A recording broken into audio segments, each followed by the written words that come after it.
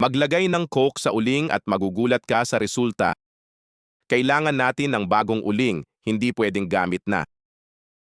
Ilagay ang uling sa plastic bag, pagkatapos ay itali ng mahigpit. Durugin ito gamit ang anumang bagay. Pagkatapos salain ang durog na uling gamit ang isang salaan.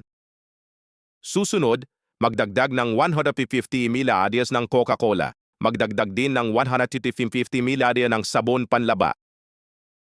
Lastly, dagdagan ng 150 ml ng tubig sa normal na temperatura. Ngayon, haluin ng mabuti ang lahat ng sangkap. Tapos na, handa na ang ating pinaghalong panglinis.